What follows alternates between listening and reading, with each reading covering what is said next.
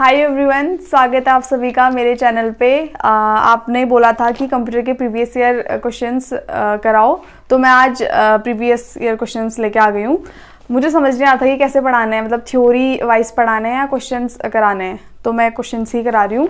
आज मेरी first class है और अगर आपको पसंद आएगा तो आप पक्का से कमेंट में बता देना मुझे।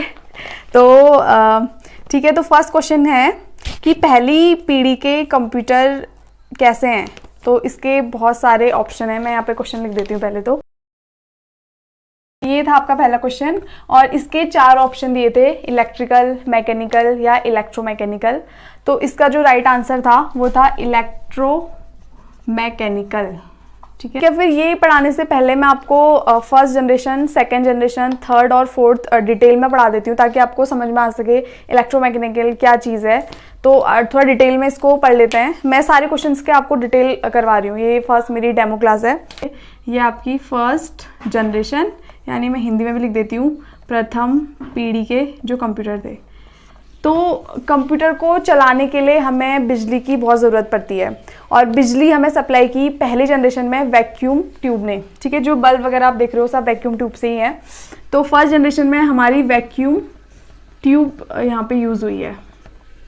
ठीक है, बट वैक्यूम ट्यूब का एक साइड इफेक्ट ये है कि इसमें ये बहुत जल्दी गर्म हो जाता है और एक जगह से दूसरी जगह ले जाना भी थोड़ा टफ है ना। हज़ारों बल्ब अगर एक साथ जल जाएं तो गर्मी तो ऑफ कोर्स होगी। तो फर्स्ट जनरेशन में वैक्यूम ट्यूब का यूज़ किया, बट मतलब ये था आपका 1942 से आगे, मतलब ये इस टाइम का था, ये बहुत पुराना। तो उसके बाद आई सेकेंड जनरेशन, यानी दूसरी पीढ़ी में थोड़ा और अपग्रेड की गई चीज़ों को। जब तक चीज़ कोई परफेक्ट नहीं बन जाती तब तक वो लगातार अपग्रेड होते जाती है, तो उसी को हम जनरेशन बोलते हैं। तो दूसरी जनरेशन में ट्रांजिस्टर का यूज हुआ। तो बिजली की जो आपूर्ति थी वो ट्रांजिस्टर के थ्रू हुई और ट्रांजिस्टर फिर भी बेटर है वैक्यूम ट्यूब से, क्योंकि ये जल्दी गर्म नहीं होता, इससे बेटर है। तो सेकेंड पीढ़ी फर्स्ट पीढ़ी से ज़्यादा बेटर थी। ठीक है, इसके 10 साल आ गया ये, लगभग 55 तक यही। और उसके बाद आती है थर्ड जनरेशन, यानी तीसरी पीढ़ी।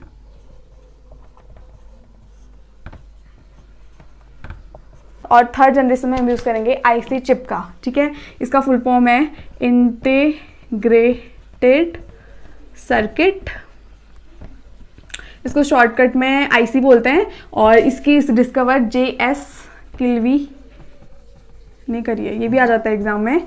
इसकी डिस्कवरी JS किल्वी द्वारा की गई थी। तो जो आईसी सर्किट होता है ना, आईसी सर्किट में बहुत सारे ऐसे करके ट्रांजिस्टर लगे रहते हैं। ये चीज़, ये जो दिख रहा है ना नीचे से, ये ट्रांजिस्टर है। तो एक ट्रांजिस्टर लगाने से जब उतना अच्छे से कंप्यूटर क्या बोलते हैं उसको पावर मिल रही थी, तो इतने सारे लगाने से तो उसको और भी बेटर मिलेगी। तो इसके कंपेयर में जो आईसी चिप है वो और भी ज़्यादा अच्छी हुई और इनका साइज़ भी काफ़ी छोटा था, मतलब एक जगह से दूसरी जगह हम ले जा पा रहे थे।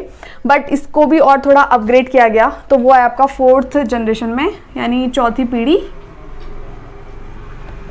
तो चौथी पीढ़ी में देखो, फर्स्ट में वैक्यूम ट्यूब, फिर ट्रांजिस्टर, फिर आईसी चिप, और चौथी जो पीढ़ी है उसमें माइक्रो प्रोसेसर का यूज हुआ। माइक्रो प्रोसेसर, ठीक है, माइक्रो प्रोसेसर में चारों तरफ से ऐसे करके ट्रांजिस्टर लगे होंगे, देखते होंगे आप अपने चिप्स में। तो इसमें इससे भी ज़्यादा ट्रांजिस्टर का यूज़ हुआ और ये डुअल कोर, ऑक्टा कोर ऐसे टाइप के आने लगी।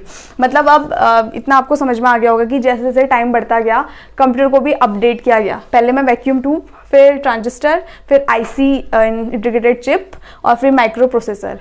और चौथी पीढ़ी में ना एक चीज़ और आ गया था, GUI का हम यूज़ करने लगे थे। GUI का फुल फॉर्म है ग्राफिकल यूज़र इंटरफेस। मतलब अभी तक क्या होता था ना, हमें कुछ भी चीज़ अगर कंप्यूटर में करनी है तो हमें ऐसे याद करना पड़ता था कि कंट्रोल के साथ दबाएंगे तो इससे कॉपी होगा, इससे पेस्ट होगा। बट GUI के होने से हम डायरेक्ट क्लिक करके उस तक पहुंच गए। ठीक है, आपको थोड़ा सा हिंट कर गया होगा कि GUI मतलब जो माउस का नहीं होता, माउस का इन्वेंशन हो गया था। माउस का ऐसे टाइप का जो एरो होता है ना, ये ऐसे टाइप का एरो, ऐसे टाइप का एरो, इस टाइप का एरो, तो इसको GUI बोलते हैं, ग्राफिकल यूज़र इंटरफेस। तो इसका भी फुल फॉर्म एग्जाम में आ सकता है। और जो माउस और ये सब चीज़ें हैं ये चौथी जनरेशन में आई। ठीक है, इसके बाद जो पांचवी जनरेशन है वो अभी तक चली रही है, अभी तक वो कंप्लीट नहीं हुई है। फिफ्थ जनरेशन यानी पांचवी पीढ़ी ठीक है। इसमें हमने ultra large scale integrated circuit का यूज़ किया। मतलब इसमें तो ये तो सिर्फ क्या था, ये था very large scale integrated circuit, और वेरी लार्ज से फिर बड़ा क्या हो जाएगा, अल्ट्रा लार्ज। ठीक है, तो 5th जनरेशन में हम मेनली किस पे ध्यान देते हैं ना, हम आर्टिफिशियल इंटेलिजेंस पे ध्यान देते हैं, मतलब कृत्रिम बुद्धिमत्ता। इंटेलिजेंस के जो जनक हैं वो जॉन मैकार्थे हैं, ये भी आ सकता है एग्जाम में, यहाँ पर लिख देती हूँ मैं, जॉन मैकार्थे, ये चीज़। तो आपको पहली जनरेशन, दूसरी और तीसरी, चौथी, पांचवी जनरेशन पता चल गई होगी। एग्जाम में आया था कि कंप्यूटर किस टाइप की क्या था एग्जाम में आया था कि पहली पीढ़ी का कंप्यूटर था। तो पहली पीढ़ी का कंप्यूटर मैकेनिकल चीज़ करता था और उसके लिए उसको इलेक्ट्रिसिटी की ज़रूरत पड़ती थी। तो पहली पीढ़ी का जो कंप्यूटर था वो था इलेक्ट्रोमैकेनिकल, इलेक्ट्रोमैकेनिकल। ठीक है, तो ऑप्शन इसका सी या जो भी ऑप्शन था वो ठीक था। अब जो लैंग्वेज थी ना, कि जो कंप्यूटर समझता है लैंग्वेज, तो वो भी धीरे धीरे वो भी अपग्रेड हुई। तो फर्स्ट जो पीढ़ी थी उसमें कौन सी लैंग्वेज थी, मैं यहाँ पे एक और, जो फर्स्ट पीढ़ी थी उसमें जो भाषा का यूज़ होता था वो था मशीनी भाषा। और मशीनी भाषा आई होप आप सभी को पता ही होगी कौन सी होती है। तो मशीनी भाषा होती है 0 और 1 के रूप में जिसको लिखा जाता है। कभी आपके दिमाग में ख्याल आए कि 0 और 1 की होती है मशीनी भाषा? क्योंकि जो कंप्यूटर है वो लगातार इलेक्ट्रिसिटी की सप्लाई से चलता है, और इलेक्ट्रिसिटी अगर ऑन होती है तो उसको फिजिक्स के टर्म में हम बोलते हैं 1, ऑफ होती है तो 0। तो 1 और 0 चलते रहता है, तो कंप्यूटर भी से 1 और 0 के रूप में डेटा लेता है। तो 1 और 0 को हम बोलते हैं बाइनरी डिजिट, और बाइनरी डिजिट को शॉर्टकट में हम बोलते हैं बिट।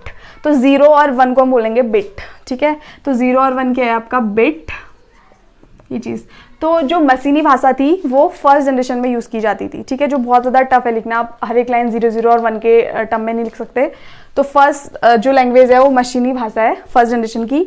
और सेकेंड में असेंबली भाषा का यूज़ हुआ, असेंबली लैंग्वेज।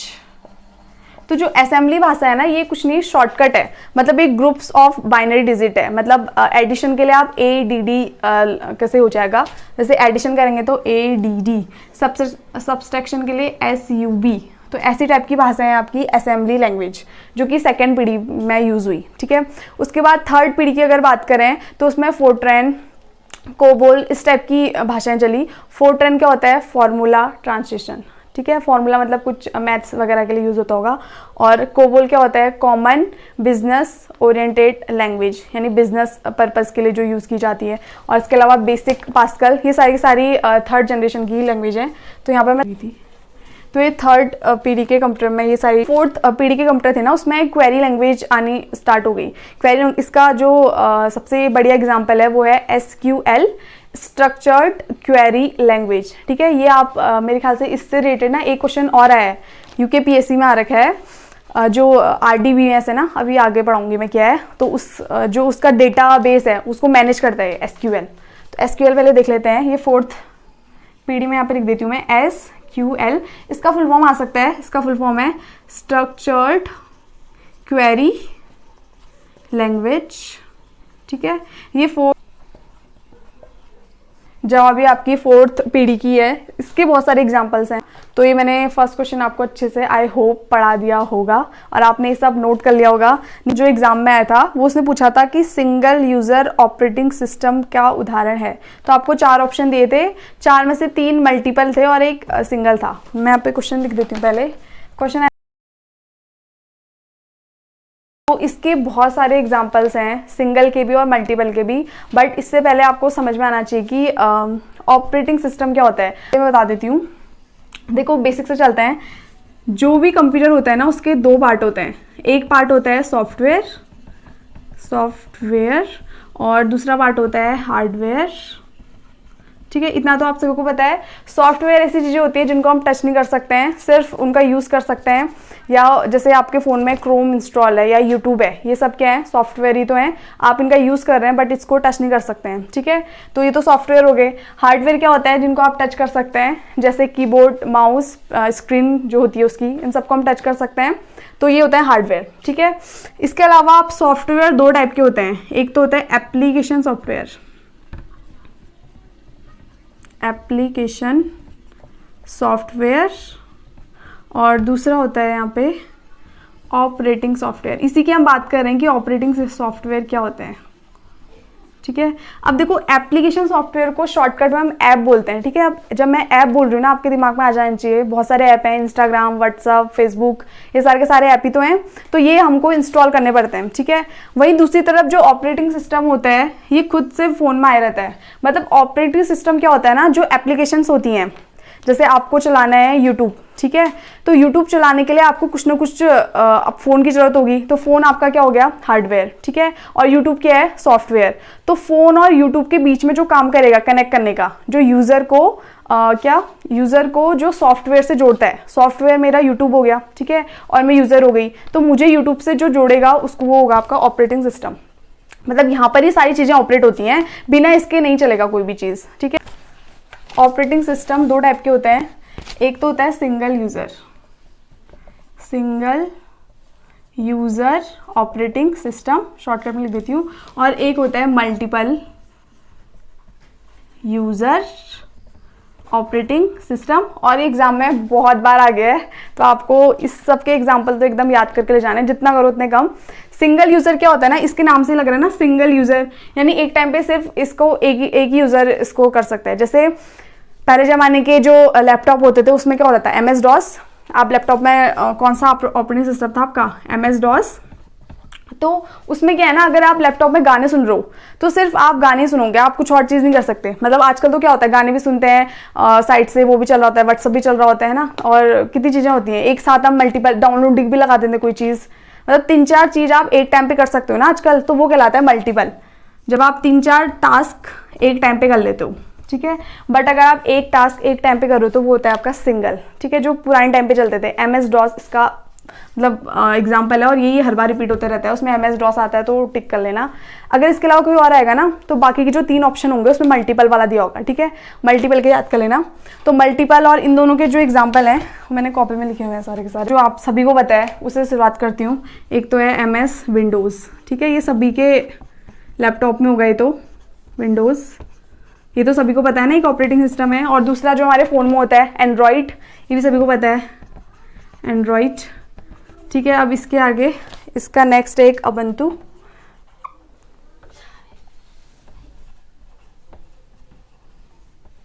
UBUNT। नेक्स्ट है यूनिस्क, ये तो बहुत बार आ गया यूनिस्क, तो अब तो आपको याद ही हो गया होगा। यूनिस्क और लिनक्स बहुत बार आ गए, दोनों के दोनों लिख देती हूँ मैं यहाँ पे, लिनक्स। और इसके अलावा विंडोज़ हो गया एंड उबंटू हो गया। हाँ, एक है पाम ऑपरेटिंग सिस्टम, एक पाम कंपनी है, मतलब उसने अपना ये सॉफ्टवेयर लॉन्च किया है, तो आ सकता है एग्जाम में, क्योंकि आजकल ना और जो ऑप्शन है ना वहाँ कुछ भी डाल दे रहे हैं वो लोग, हमें तो पता ही नहीं रहता। मैं सिर्फ विंडोज़, एंड्रॉइड, ubuntu भी पता होगा मोस्टली लोगों को, यूनिक्स भी पता ही रहता है, बट ऐसे टाइप की चीज़ें नहीं बता रहती हैं। तो आप इसमें ऐड करते जाना, थोड़ा स्पेस छोड़ देना, जो भी आपको दिखे ऑनलाइन। मैंने तो अपने उसमें इतने ही लिखे हैं फिलहाल, और उसमें कोई दिख नहीं रहा मुझे। इसमें से जो यूनिस्क वाला है ना, ये किसी मतलब यूनिवर्सिटी ने बना रखा है, ये शायद किसी SBI या कहीं के एग्ज़ाम में आया था कि कौन सा ऐसा ऑपरेटिंग सिस्टम है जो किसी यूनिवर्सिटी द्वारा बनाया गया है, तो यूनिस्क था उसका आंसर। तो आई होप आपको ऑपरेटिंग सिस्टम पता चल गए होंगे कि सिंगल क्या होता है और मल्टीपल क्या होता है, और इसके एग्जांपल्स भी। इसके अलावा आपको कोई मिलते हैं तो आप कमेंट सेक्शन में मुझे बता सकते हैं, या फिर टेलीग्राम पे भी बता देना। तो ये थे 2 क्वेश्चन डेमो के रूप में, आपको कैसा लगा मुझे बता देना ये सारा सेटअप। अगर आपको पसंद नहीं आएगा ना तो मैं फिर से इसको पैक करके दुकान को भेज दूँगी, पापा मेरे कल ही आ रखे हैं मेरे लिए। मतलब थैंक यू सो मच ये देखने के लिए। आप कमेंट में अपनी राय जरूर दें, आपको कैसा लगा। अरे मेरे नोट्स हैं, मैं अपने नोट्स से ही पढ़ा रही हूँ। कितने लोग बोल रहे थे कि अपने नोट्स शेयर कर दो, तो अपने नोट्स आप खुद बनाओ, ऐसे बनाओ कि एक कॉपी हो जानी चाहिए उसकी पूरी की पूरी, और खुद के नोट्स से ही निकलता है इंसान, दूसरों के नोट्स से तो नहीं निकलता। और मेरे नोट्स है भी नहीं, सीरियल वाइज नहीं है, मतलब मैंने किसी कॉपी में कुछ लिख दिया, किसी कॉपी में कुछ। और जो मैंने टेलीग्राम ग्रुप बनाया ना, वो फिलहाल टास्क के लिए बना रखे हैं, मतलब मैं वहाँ टास्क देती हूँ और अपने नोट्स शेयर नहीं करती हूँ। अगर किसी को गलतफहमी हो रही है, क्योंकि एक का कमेंट आया था कि आप कुछ नोट्स शेयर नहीं करते हो, आपने खाली बनाया है, तो मैं आप मतलब सिर्फ टास्क के लिए है वो, क्योंकि फिलहाल मेरे को इतना टाइम नहीं है ना कि मैं सब चीज़ें ऐसे कर लूँ। बट ये छोटी सी मेरी तरफ से कोशिश है। आपको 2 क्वेश्चंस मैंने अभी पढ़ाए ना, कैसे लगे मुझे बता देना कमेंट सेक्शन पे। तो मैं कल बनाऊंगी दिन के उजाले में, अभी तो अंधेरा भी है, थोड़ा अजीब सी आ रही है वीडियोस। तो मिलते हैं कल, बाय बाय।